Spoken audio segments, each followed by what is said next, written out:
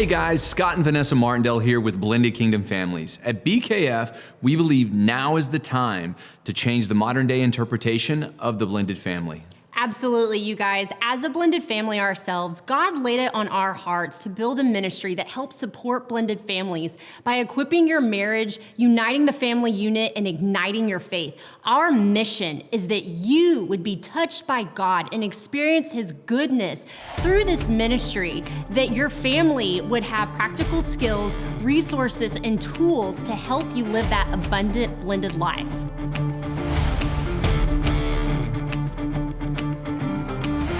Hey guys, welcome to Blended Kingdom Families, the podcast. We're so excited to have you with us today. We have an amazing guest with us, Ron Deal. Hey, hello. It's good to be with you guys. Sorry, I'm here at a distance. This more COVID casualties. Well, we're just excited to have you with us. Yes. I know you were supposed to be here in studio, but we will take you via Zoom. And we will love every minute of that. So excited. Yes, Ron. So, a little bit about, Ron, you guys, we just want to share a little bit about you, Ron, to our audience. So Ron is a writer, author, conference speaker, but also husband, father. He is one of the most widely read and viewed experts on blended families in the country. So we have a lot that we have learned from you and can learn from you. Ron is also the founder of Smart Step Families and director of FamilyLife Blended. And he has written dozens of books and best-selling books, you guys, on blended families. Just recently wrote one that we're going to actually discuss today that he co-wrote with Dr. Gary Chapman called Building Love Together in Blended Families, the Smart Step Family, 7 Steps to Healthy Family. So thank you, Ron, for being here again. Just a little bit about Ron's background, you guys. He is a licensed marriage and family therapist and also a licensed professional counselor, just like you. Yep. Actually, Ron and I went to the same school. Yes, y'all went to the same college. Right. Both of us are Wildcats. Yes. Hey, go Wildcats. Wildcats. So welcome, Ron. We're so glad to have you here with us. Guys, thank you. It is really an honor to be on your program. I appreciate so much what you guys are doing for families. You're getting the word out. You're bringing really good practical information to them in this podcast. So thank you, and I'm glad to be with you. All right. Well, we love the trail that you blaze, Ron, and we're blessed to have good content from you and your ministry, and grateful to partner. We talk about it all the time. There's always a seat at the table for ministries to work together to continue to spread the message and to continue to build great content for blended families. So excited. So we're going to turn it over to you. Tell us a little bit about you, your family, what you guys do, what you enjoy, church, just a little bit about you personally, Ron. Yeah, well, my wife and I are actually sort of empty nest. We have 3 boys. Our oldest is 26 and about to get married this next year. Oh, and our youngest is in college. And so, he's away right now. He's still living at home, but he's away right now. So of course, during this COVID crazy time, he's away in an apartment in the city where he goes to school doing online classes. Why am I spending that money? I don't know. Our middle son, Connor, unfortunately passed away when he was 12 years of age. That's the great tragedy of our life. We miss him every single day. Nan and I have been married for 34 years at this point and kind of don't want to stop. So we're just going to keep on going. 34 years. Wow. I'm sure there are some nuggets of marriage advice that you have that you could pass along. Absolutely. Yes. Well, where do you want me to start, man? Well, we're going to get to that. Yeah. Well, Ron, we love your new book that you wrote with Dr. Gary Chapman and on the 5 love languages and becoming step family smart. And so we just wanted to see if you could just give an overview of the book to our viewers, kind of dive into the 5 love languages and how knowing each person's love language in your blended family can really positively impact you or how it could negatively also impact you. Gary Chapman is one of my heroes. I think he's one of everybody's heroes. If you have ever heard of the 5 love languages, then you appreciate and value Gary for what he's done. And he is such a prolific author. Let me tell you something about this man. I've spent Spent the last year out promoting this book that we've done together. Spent 2 years prior to that writing and collaborating with him. I've been around him quite a bit for the last 3 years. He is 83 years age right now, and he writes 2 books a year, and he speaks 20 times a year, and he is still on staff at his church where he's been for 50 years. Wow. He is an absolute machine and a very humble man, and loves people well. Like I've seen him in hotels, I've seen him in restaurants. Yeah. He's the real deal. Yeah. So imagine me approaching him a number of years ago at a conference where we were at together, and I said, I love everything you've done with the 5 love languages and the spin-off books for parents and teenagers and singles and military, and but you really missed something. Imagine me having to try to get those words out of my mouth. It was frightening for me, Yeah. But he was so humble, and he immediately said, I know there's a need for this among blended families. Tell me what you're thinking. And I said, well, here's the deal. The 5 love languages has an assumption built into it. And it's a pretty big assumption. And so far it served you well because you haven't had to apply this to a different type of family situation. The assumption is this: once you know somebody's love language, they actually want you to do it. Yeah. But what if they don't? Like, what if you have a stepchild or a step parent and you're trying to love them well, but they're really not open to receiving the love that you're trying to offer? All of a sudden, you're chasing someone, chasing their heart in a way, speaking their love language, that normally would be a good thing, but can actually create that backfire. So that speaks to that question, Vanessa, you asked of, well, why do you need to be careful in applying the love languages in a step family? And it's just because there's ambiguity in your relationship. Here's a quick analogy everybody would immediately relate to. If I asked you guys to go down the hall and walk in and meet a new friend, somebody who's a coworker, a new coworker, something like that, or somebody maybe you've never met before, and you just happen to know their love language was physical touch. Do you have the right to walk in and start giving them a bear hug, hugging and kissing all over their cheeks? And like, no, you don't. Like, we all intuitively know, okay, that may be your love language, but that doesn't give me the right to love you that way. Well, until now, Gary really never had to address that before, but immediately he was like, yes, let's do this. And so we dive into this project talking about the beautiful attributes of these love languages and the principles of dying to yourself. That's really what it's all about, dying to yourself and learning how to love somebody else well, not the way you want to define it, but the way they define it. But being careful to know that where the other person is and their level of openness to you has everything to do with how you apply this or whether or not you apply it at all. Yeah. Let me ask you, you talk about even if you know the love language, you may not be able to apply it. And maybe I want to apply this specifically to stepchildren. Is this a concept that is a short-term resistance? So maybe you know it, you're not quite ready to apply it. That doesn't mean abandon it. It just means be thoughtful in your timing of it. So if that new friend that you were trying to turn into a friend, that new person you're trying to make friendship with, it was physical touch. Well, you wouldn't start with a bear hug. Yeah. Right. You would start with something that was appropriate for the level of relationship you have with them. And it might be a handshake, right? These days, it would probably be a elbow bump or something like that, the way we do COVID. So you would match the situation. And then as your relationship developed over time, then you would begin to progress into, little side hugs or, the guy hug, that we do at church, 3 pats, boom, boom, boom. And I'm out. We understand the rules about things like that. You would progress into physical touch in a way that was in keeping with the level of relationship. Same thing's true for a step parent who's trying to love a stepchild well, and the kids just kind of got the door shut to you at this point in time. You got to knock, you got to wait, wait till they crack the door open, and then gently talk to them enough that hopefully they open the door a little more and you kind of move into their heart. You just can't rush in. You can't force your way in. There's 2 principles here. There are some love languages, guys, that naturally lend themselves to new relationships, gift giving.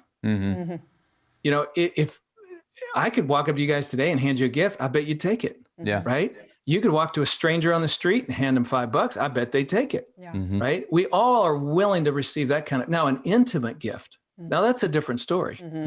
But you can start with gift giving. You can start with words of affirmation. These are the easy love languages to apply in the beginning. That might not be your stepchild's primary love language. It's okay. Start with what they will receive.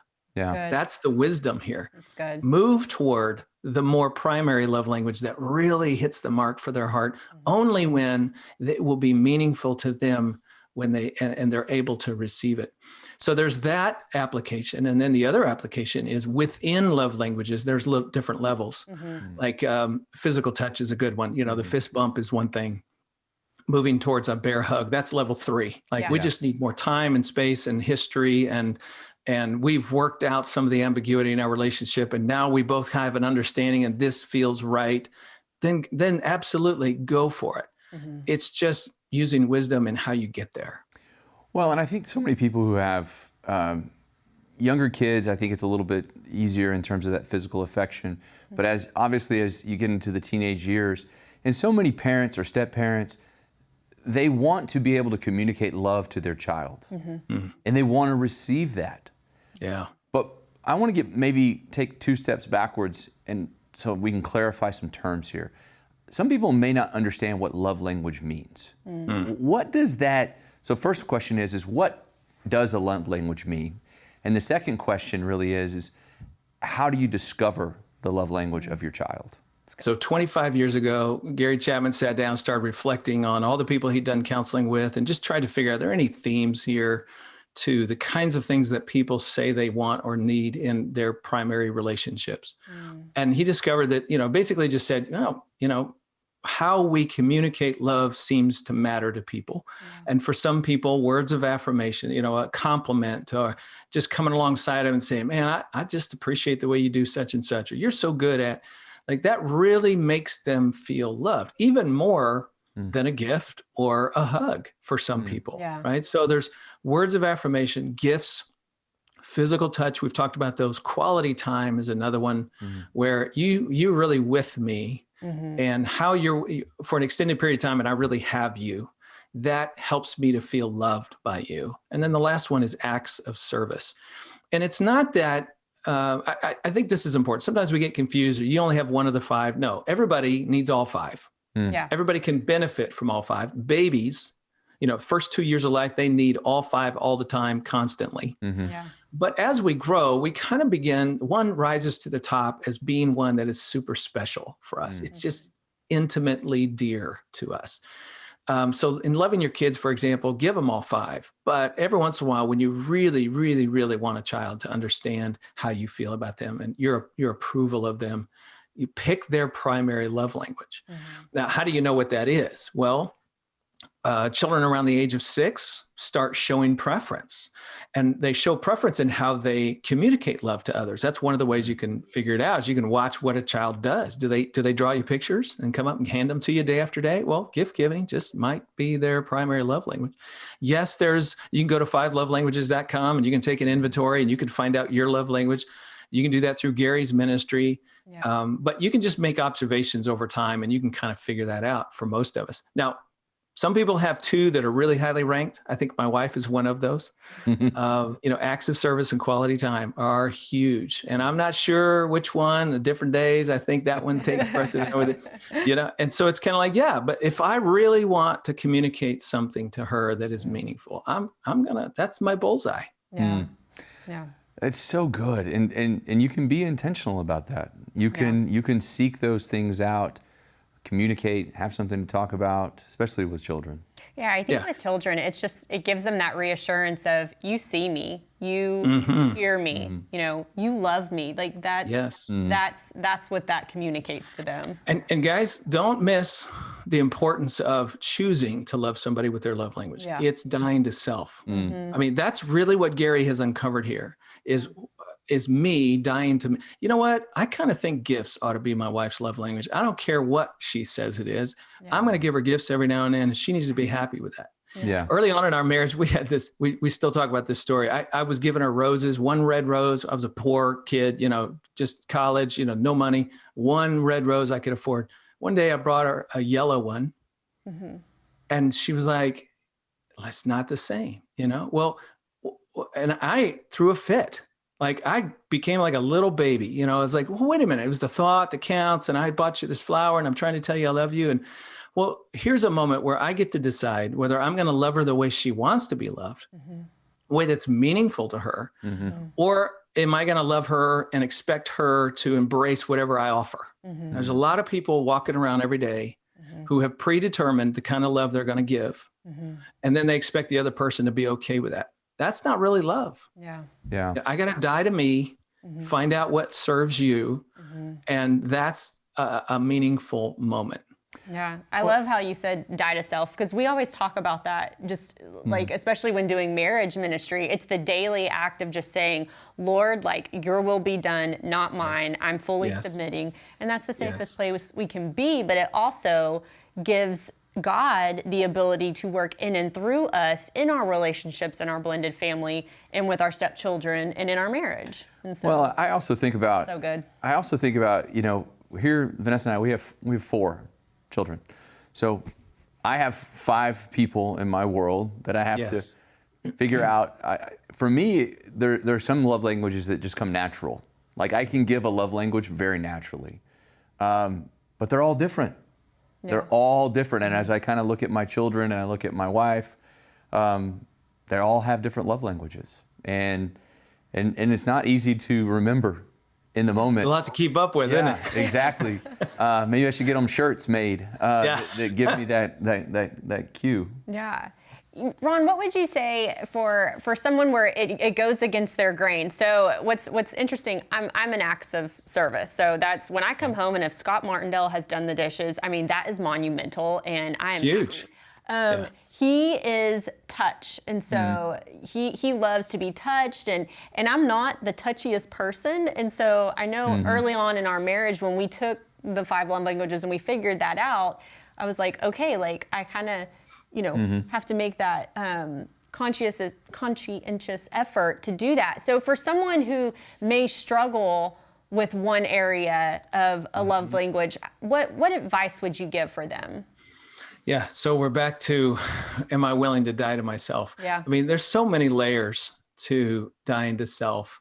In this case, it's, I'm not necessarily physical naturally. I'm going to have to push myself into that. Yeah. By the way, I do think that little piece is important to marriage. It applies in a lot of ways. Sometimes our personalities, one's an extrovert, one's an introvert. Yeah. One of you's a spender, one of you's a saver. We always have to push ourselves toward usness in marriage. And if we're not doing that, well, sometimes we don't do it just because we kind of goofed and missed and just didn't think about it. But other times we're honestly prideful. And our lack of humility to, well, I shouldn't have to give that up. I shouldn't have to change this part of me. Yeah. That's pride. Yeah. And that's not going to get you very far. And you're going to be fighting that one for the rest of your marriage. Yeah. But humility would say, okay, I just learned something about me. I'm more this and they're more that. I need to push myself when I can think of it, be mindful, push myself a little bit toward them. I will never become them, can't become them. God didn't want you to become the other partner. Right. Be who you are, but in your love and dying to self, move toward them just a little. That makes life a little bit more tolerant for them and for you. Right. And it strengthens your usness. Absolutely. Well, and I love that. Love languages, it's what God gave us to give each other, and it's a wonderful thing. You had said something to us, and I'm going to kind of flip this over to more blended family conversation, where you said I'm trying to remember exactly what you said, but something to the gist of, it's one of those things where you're loving maybe your stepchildren, but the more you do, the more they pull away. So when it comes to love languages, understanding that, maybe you've got that point. Yes. But all of a sudden you're in a blended family, and you know what to do, but the more you do it, the more they pull. So, Scott, it's a great question. It's an important question. And I think there's a lot of layers to it. Let me see if I can unpack a few of them. One of them, and I just want to get this out there fast, because I think this is a problem a lot, where a step parent feels rejected but they're not being rejected. I really believe a lot of times what kids are doing in pulling away, to use that language, is not rejection. It is, I don't know where to put you in my heart. I'm not sure how to wrestle with all this stuff I got going inside of me. Okay, stepdad, if I moved closer to you, if I let you in, it's the disloyalty thing to my biological dad. And I'm worried, what if he sees or hears wind of this, and how's he going to feel? I don't want him to feel rejected. My brother's watching right now, and if he goes and tells, then I don't want mom to think that it was okay that, that their marriage ended. All this stuff is going on in a kid's head and heart, and it gets in the way of them just saying, yes, love me, and I'll love you back. But it's not, I don't want you. It's not necessarily that. So a step parent has to have a little thick skin. That's one. But also has to reframe this in their head. This is not rejection. This is just confusion. So if you're trying to make a friend, somebody on the street or your new neighbor or an extended family member, and they just seem confused about who you are and where you fit in their life, you don't quit, right? You gently persist in trying to reach them and communicate your love and care for them. Now, you're not giving them bear hugs because they can't receive that yet. So you know what not to do. You just simply try to find what they can receive. The word I would give you is pace, P-A-C-E, pace with the child, figure out where they are and go with that. Of course, this is discouraging. Of course, this is disillusioning to a step parent who wants so badly. It's another thing we talk about in the book. Motivations vary. You want so badly to develop familyness with this kid. And the child's level is, they're a 3 on a 10 scale. You're a 9.9. So guess what? You have to match the 3. And that's hard. But that's how you allow them to receive you in a way that's okay for today. What we're trusting is that over time, that 3 becomes a 4, becomes a 5, becomes a 6. And you pace, and you move. Evolve is another word we could use. Evolve your relationship with the child. So when they're pulling away, don't just label it rejection. Be careful about that.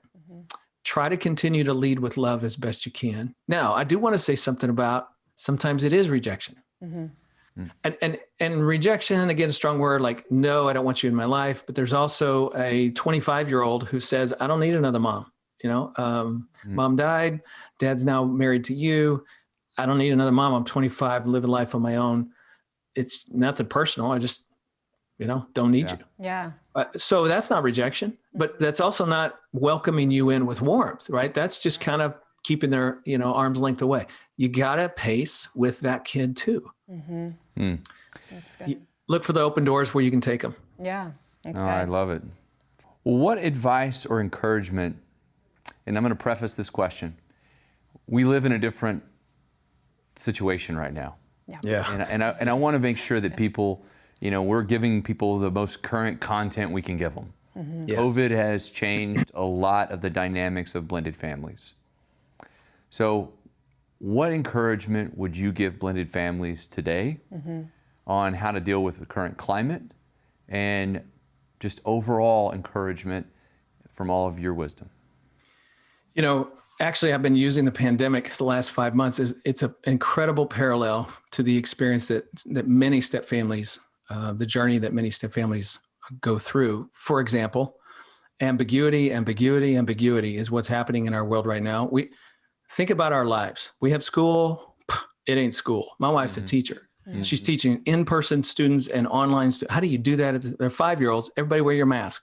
I dropped mine in the toilet, Miss Deal. What do we do now?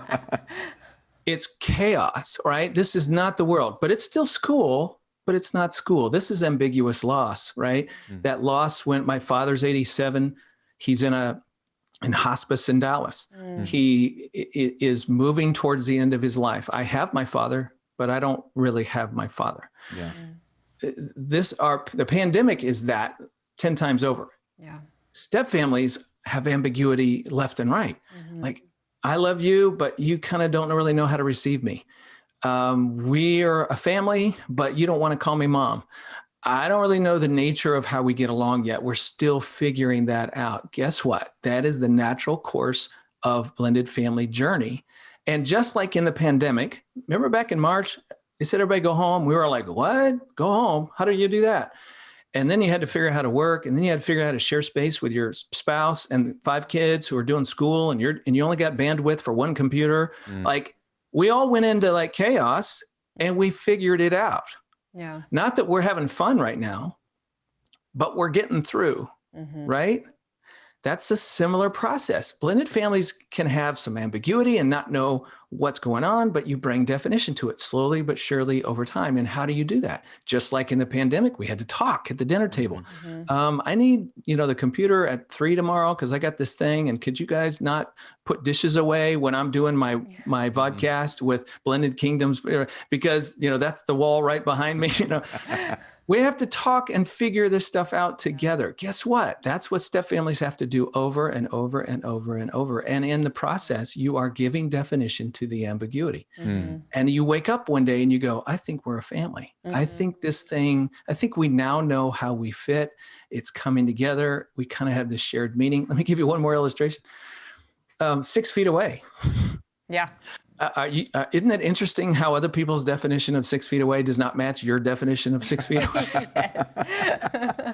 If you've gone to a store lately, okay, that guy's definition is apparently 2 feet away, and he doesn't care if he's wearing a mask or I'm wearing a mask, but I want him 10 feet away with a hazmat suit on. Like, we have different definitions of closeness and togetherness. Guess what? That happens in blended families all over the place.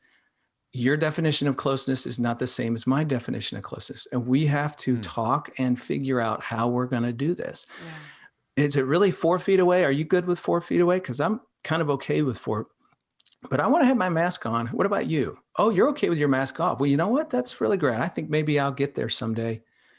You talk and communicate, and you make mistakes, and you step on each other's toes, and you go, let's learn something from this. And you wake up one day. And you have definition, and all of a sudden the chaos of the pandemic is not so bad, and you're getting through, and you're finding your way, and you're discovering familyness. I'm just a believer in it's about the journey and managing the journey. If you quit and give up, you don't ever get familyness. Yeah, that's good. Well, and it's the concept that your definition and their definition could be different. Sometimes just doesn't enter our mind.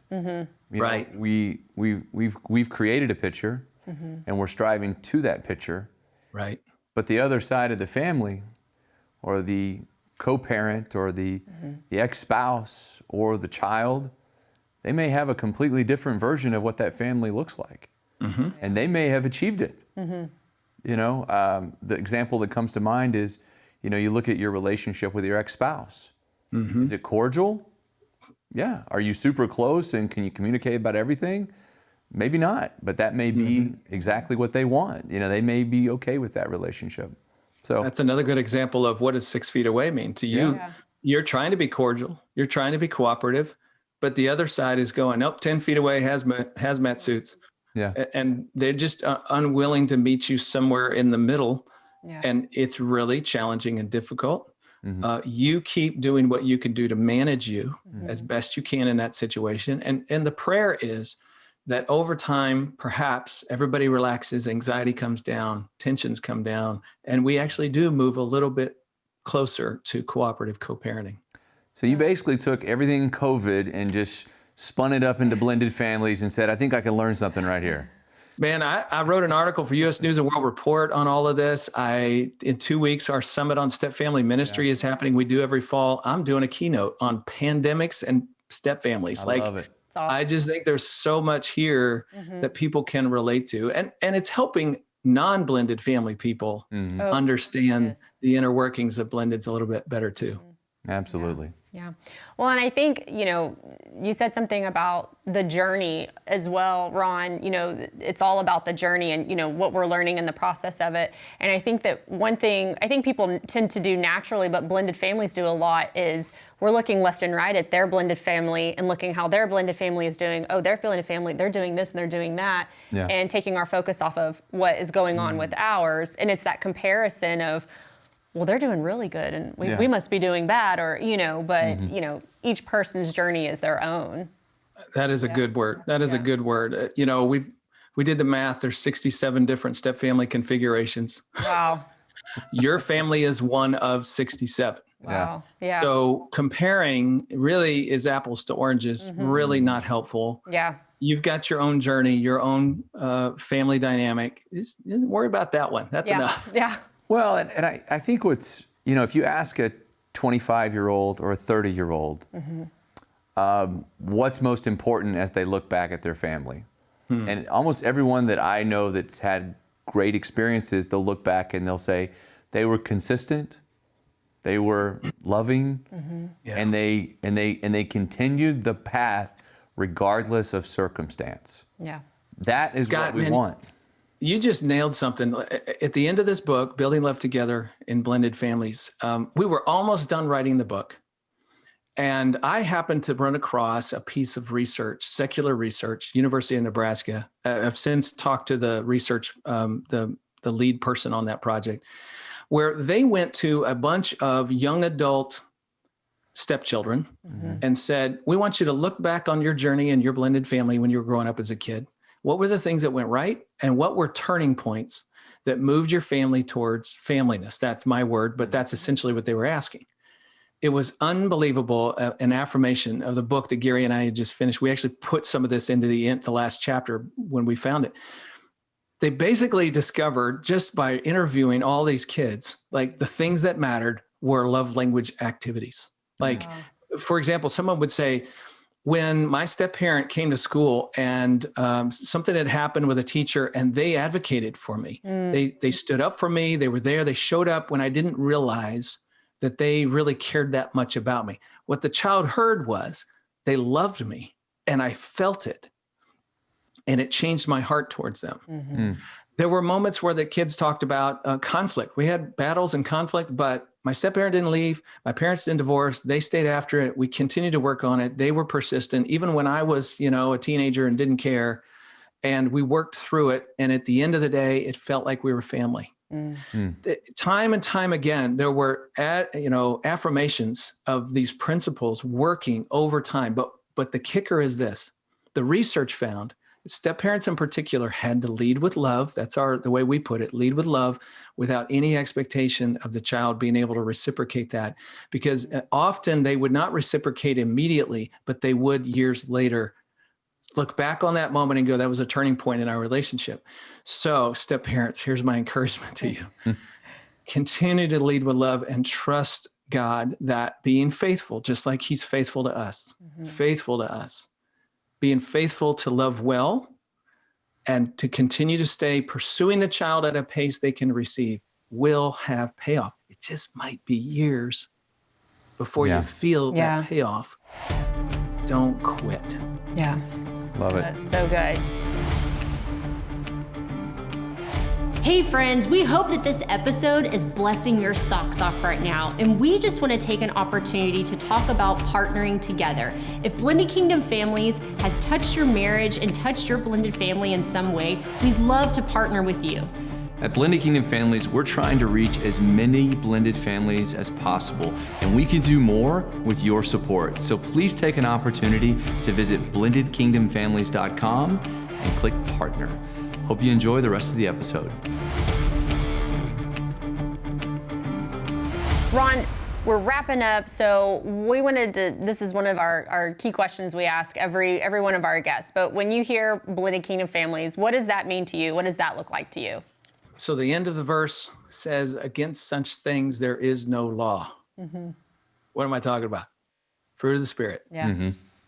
Love, joy, peace, patience, kindness, goodness, faithfulness, gentleness, self-control. Against such things there is no law. Against such family type, against any type of family circumstance or relationship, nobody objects to these attributes. You can be a kingdom family. It has nothing to do with family structure. There's too many Christians walking around going, I got a divorce and I'm remarried. I guess I'm in a second marriage, and I know we're second class, and I know I can't teach fourth graders at church because they don't let divorced people do that. And you're going, so what? I mean, I don't understand. Can you be love? Can you be joy? Can you be patient? Can you be self-controlled? Guess what? That's kingdom stuff. Yeah. It has nothing to do with the structure of your family. Yeah. Every home can take that on. Every person can seek to live that way. And you are part of God's kingdom, pushing out into the world newness and new creation. Yeah. Rest in that. Yeah. No, that's so good. I love that. Yeah. Well, and we know that you have great stuff, great nuggets out there. I want to leave the audience with, number one, you talked about your conference coming up. So please plug that, tell people how they can get involved with that first. Okay, so Summit on Step Family Ministry is a 2-day equipping event this year. It's live stream only, October 1 and 2. And they can get a part of it. And if you're watching this at this point, you're going, oh, I missed it. And no, because we record everything. We've actually got 7 years prior available for you. And you can get it all with an all access digital pass. Just come to FamilyLife.com and go to the shop and you'll be able to do that. People who attend this year get access to the live stream for a year. You can share with other people in your church. You get access to all the resources and everything that's involved with it. It's a collection of writers and speakers and thinkers, anybody doing ministry with blended families. We try to pull all our collective wisdom. It's a really great event. We do it every fall. Cannot wait. Yeah, FamilyLife.com. Yeah, I hope you guys will be there. And bring some couples to your church. Yeah. FamilyLife.com is where people need to go. Just click the blended family section and you're off and running. You know, it used to be, guys, that people would complain all the time, hey, there's no good resources for step families, no Christian resource.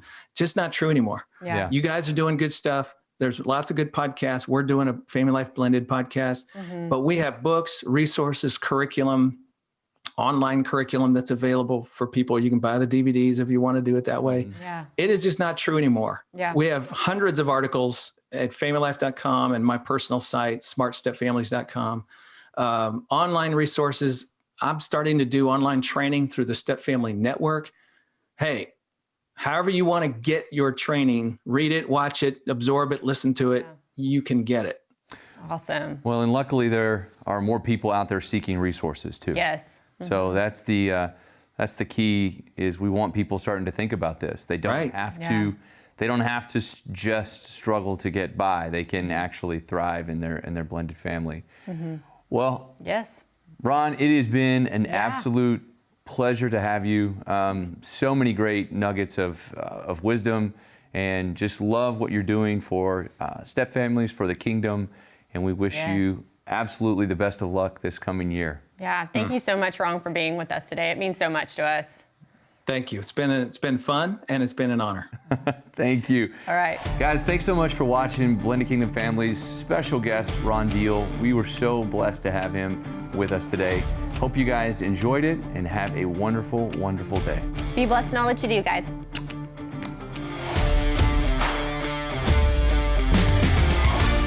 Hey BKF community, we want to hear from you guys. If you would take the time to leave us a review, and you can find us on all social media platforms. Our podcast is on every podcast platform, and you can visit us at our website at www.blendedkingdomfamilies.com. Yeah, guys, we're trying to reach every blended family all over the world, and we can't do this without your partnership. So please take a minute, share, comment, review, tell your friends. Tell them they can all go to blendedkingdomfamilies.com for great resources.